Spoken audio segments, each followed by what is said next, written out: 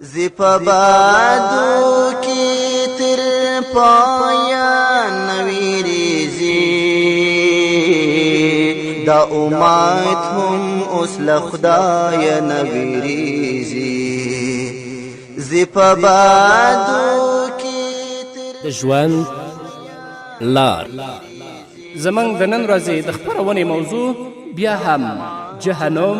یا دوزخ وپیژنئ. زی په بادو کی تر پایا نویریزی دا امت هم اوس له خدای نویریزی. بسم الله الرحمن الرحیم. الحمد لله رب العالمين حمد الشاكرين،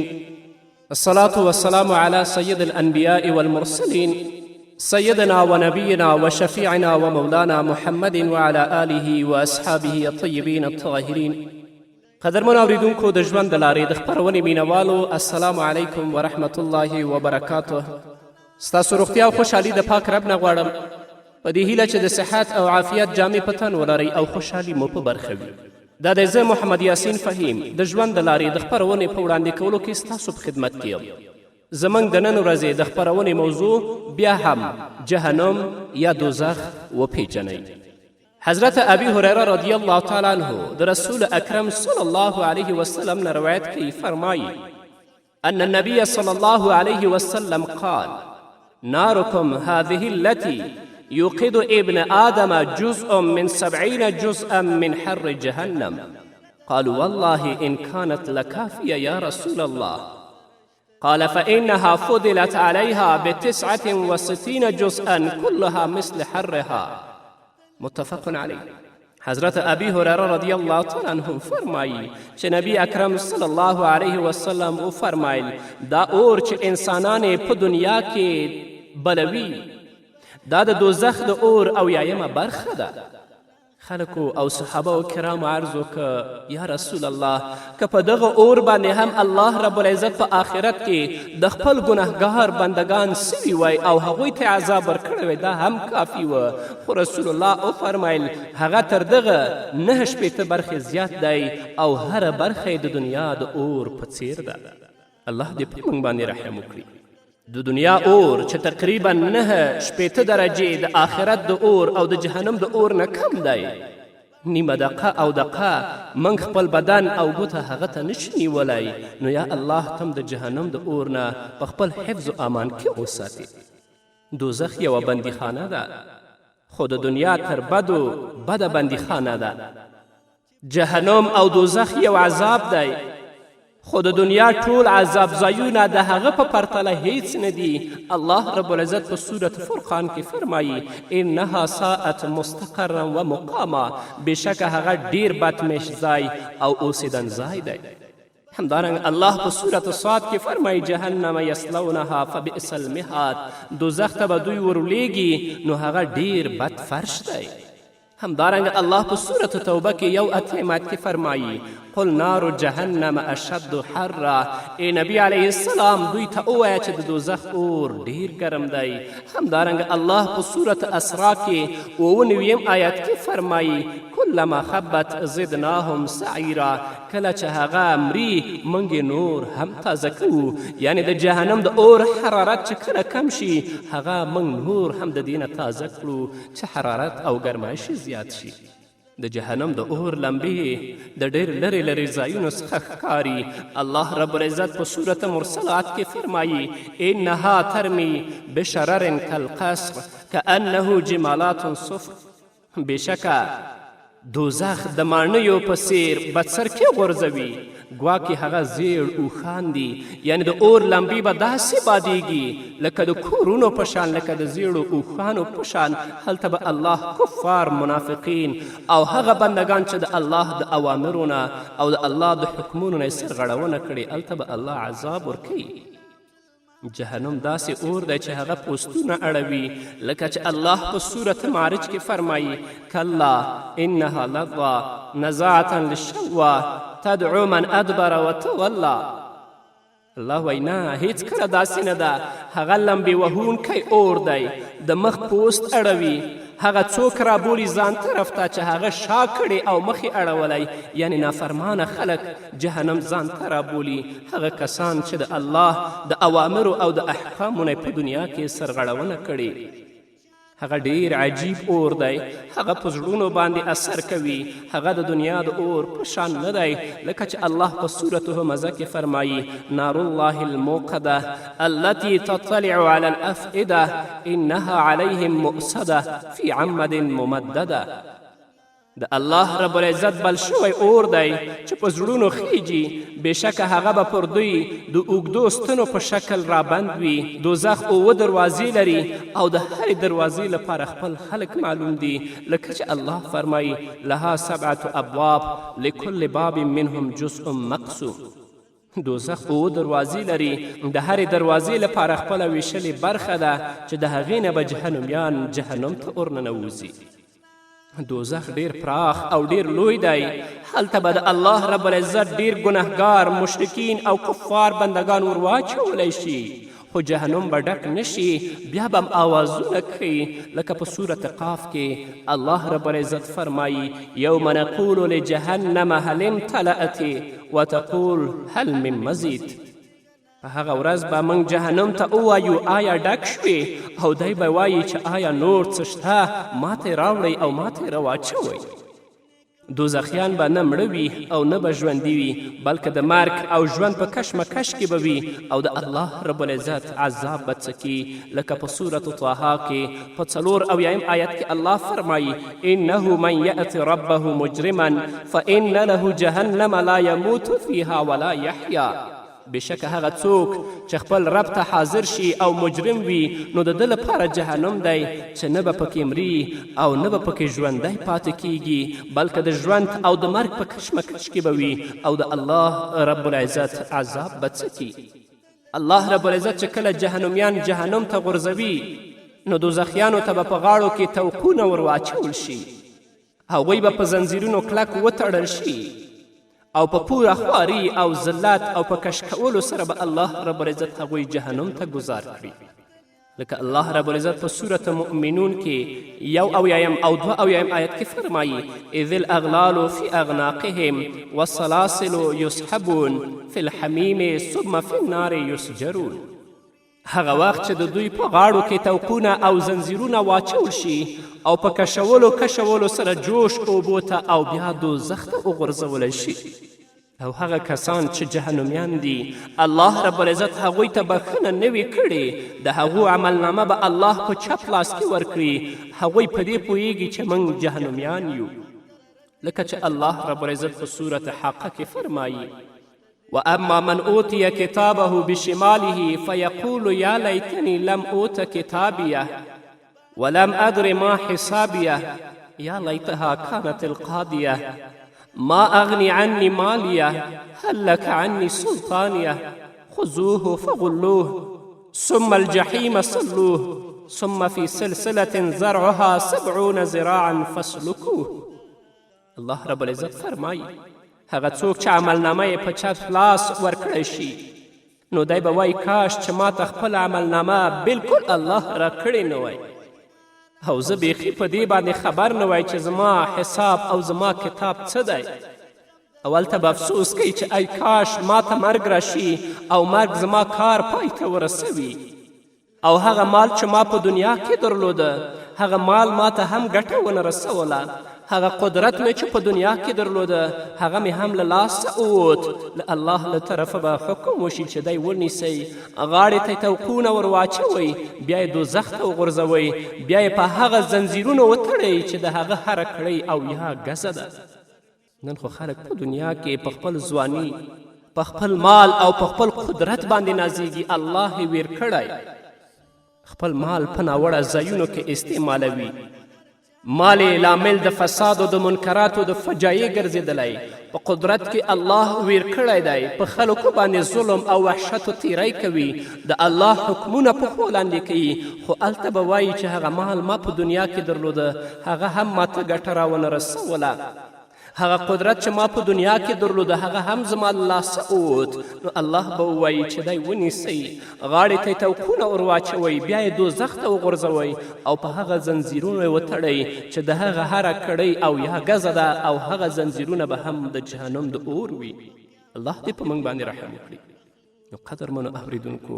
د دنیا په لنډ ژوند باندې مه دوکه کیږئ، د الله اوامرو او د الله احکامو ته غاړه کیدئ چې الله څه وایي، د الله رسول څه وایي.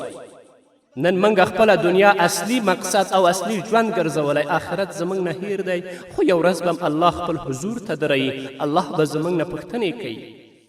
که زموږ ورونه دي هغوی دې هم الله ته متوجه شي، که زموږ خویندې دي هغوی دې هم الله ته متوجه شي، د الله نه دې ویرېږي. خپل اخلاق، خپل لباس او خپل جامې ته دې وګوري چې آیا دا اسلام سره تړاو لري او که نه. الله رب العزت د دوزخیانو او جهنمیانو د خوراک او څښاک په هکله موږ ته څه فرمایي؟ اگر که دوزخیانو ته چې کوم خوراک او څښاک ورکول کیږي هغې ته په یوې معنا خوراک او څښاک نشي ویل کیدی، خو دا چې هلته نور څه نشته نو ځکه دوی د دا ډول ناوړه شیانو خوړلو او څښلو ته اړ کیږي. الله رب العزت په سورة کهف کې فرمایي وان یستغیثوا یغاثوا بماء کالمهل یشوي الوجوه بئس الشراب وساءت مرتفقا. الله رب العزت فرمایي که دوی د تندې له کبله فریاد وکړي نو په داسې اوبو سره به د دوی فریاد واخیستی شي چې د ویلو شوو مسو په څیر به وي. هغه اوبه به د ویلو شوو مسو په څیر وي، د دوی مخونه به کبابوي. هغه ډیر ناوړه څښاک او دوزخ ډیر بد د ګټې اخیستنې ځای دی. همدارنګه الله رب العزت په سورة الصاد کې په 50 آیت کې فرمایي هذا فلیذوقه حمیم وغساق. دغه دي ګرمې اوبه او نبونه، نو ویڅکئ تاسو، دا ستاسو لپاره د څښاک شی دی. الله رب العزت په سورة محمد کې فرمایي وسقوا ماء حمیما فقطع امعاءهم، او دوی ته به جوش اوبه ورڅکلی شي، هغه به د دوی کلمې پرې کړي، د تندې نه به شور کوي، آوازونه کوي، خو الله به دوی ته داسې اوبه ورکړي چې کله هغې کاسې ته خوله نږدې کړي د مخ غوښې به په هغې کاسه کې پرېوځي، او کله چې وڅکي نو هغه ګرمې اوبه چې د مسو په شان لکه مس چې ویلې کړي د دوی سینې ته ورشي، کلمې به ورته ټوټه ټوټه کړي، لکه چې الله فرمایي فقطع امعاءهم. د دوی د خوراک په هکله الله فرمایي په سورة دخان کې ان شجرة الزقوم طعام الأسيم كالمهل يغلي في البطون كغل الحميم خذوه فاعتلوه إلى سواء الجحيم ثم صبوا فوق رأسه من عذاب الحميم ذق إنك أنت العزيز الكريم إن هذا ما كنتم به تمترون. الله رب العزت فرمایي بېشکه د زقوم ونه او د زقوم درخته د ګناهګارانو خوراک ده، هغه به د ویلې مسو په څیر په کلمو کې جوش خوري لکه د ګرمو اوبو جوش، او د الله رب العزت له طرفه به حکم وشي چې دا دوزخي ونیسئ، دوزخ منځ ته یې کش کړئ، بیا یې په سر ګرمې اوبه ورتویې کړئ، او الله به دا ورته وایي چې وڅکه، بېشکه ته خو د لویي او عزت څښتن وې، بېشکه دا هغه څه دي چې تاسو پکې شک کاوه. همداراز الله رب العزت په سورة حقه کې فرمایي ولا طعام الا من غسلین لا یأکله الا الخاطئون، او نه د دوی لپاره د زخمونو له خوناب پرته بل خوراک شته چې هغه له خطاکارانو پرته بل څوک نه خوري. هغه خلک چې په دنیا کې د خوږو او خوندورو خوړو عادت لري، که د هغوی په خوراک کې څه ناڅه مالګه یا مرچ زیات شي هغه به د دوی د ستوني نه نه ښکته کیږي. لږ دې پام وکړي داسې خلک په آخرت کې به د دوزخیانو د زخمونو او د زقوم تریخ او ازغن بوټی څنګه تر ستوني ښکته شي. هغه خلک چې لږ ګرمې اوبه نشي څکلی هغه خو دې لږ پام وکړي چې هلته به د دوزخ په اور جوش شوې اوبه او ګرم نوونه څنګه څکي. د ژغورنې لاره چاره څه ده؟ دا به واورو قدرمن اورېدونکو، خو د دمې نه وروسته. چې وي پروت پر خزانه هغه خمار وي، چې وي پروت پر خزانه هغه خمار وي، چې وي پروت پر خزانه هغه خمار وي، چې وی پروت پر خزانه هغه خمار وي دوی بوالی لبودایا نویریزی دا امت هم اوس لخدای نویریزی زی پا بادو کی تر پایا نویریزی دا امت هم اوس لخدای نویریزی. قدرمنو اوریدونکو بیا هم زموږ سلامونه او نیکې هیلې ومنئ. له دې اغزن خوراک او ګرم څښاک څخه د ژغورنې او خلاصون یوازینۍ لاره چاره دا ده چې تر ځان خوښې ژوند تیر شو او د خدای خوښې ژوند تیرولو هڅه وکړو. د نفس پلوي ونه شي بلکې یوازې او یوازې د الله رب العزت اطاعت او مننه وشي. هغه څوک چې په دنیا کې خدای خوښه ژوند تیر کړي هغه ته به په آخرت کې ځان خوښه نعمتونه الله ورکړي او هغه څوک چې په دنیا کې د خپل د خوښې ژوند تیروي د الله رب العزت رضا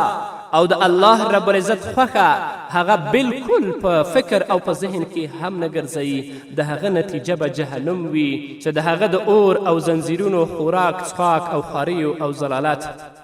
او هغه څوک چې په دنیا کې د خپل خوښې مطابق ژوند تیروي د الله رب العزت احکام او اوامر تر پښو لاندې کړي وي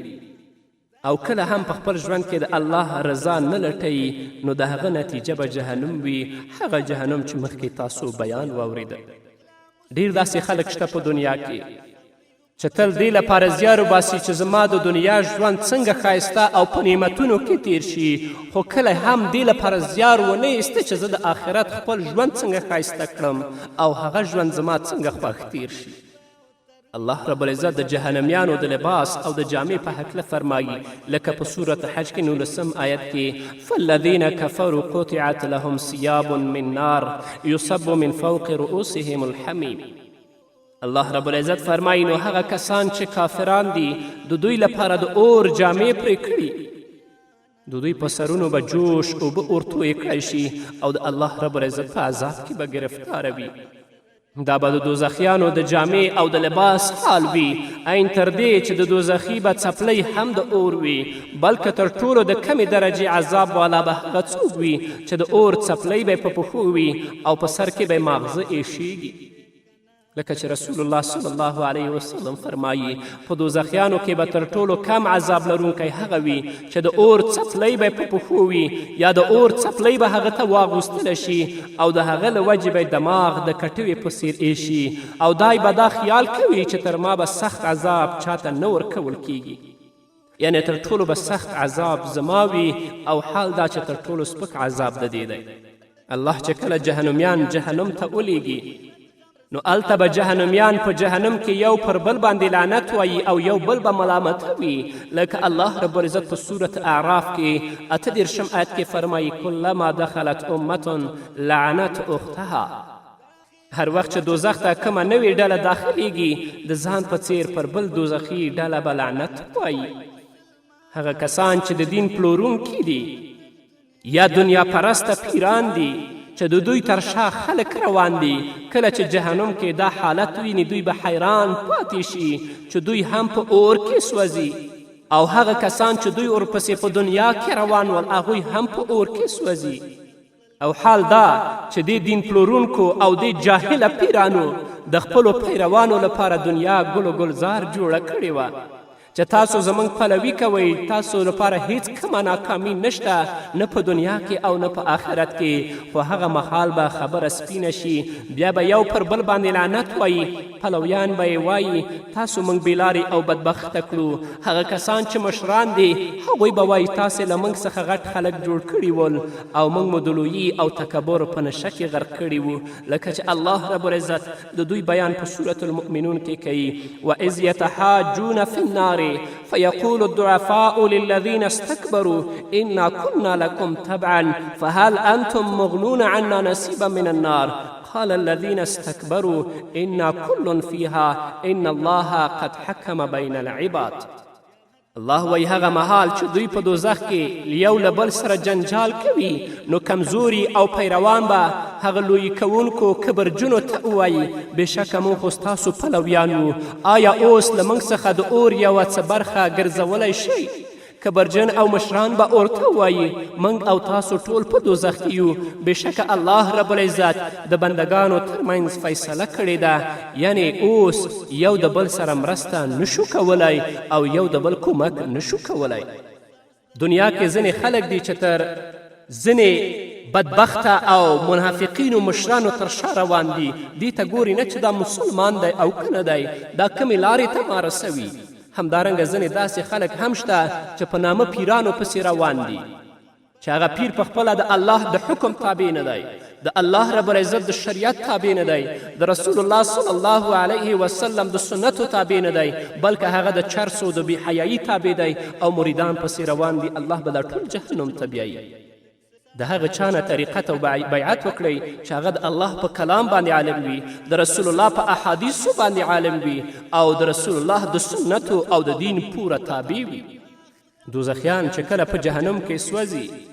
هغوی به کله کله جنتیانو ته چیغې او نارې کړي، ورته به ووایي لکه چې الله په سورة اعراف 50 آیت کې فرمایي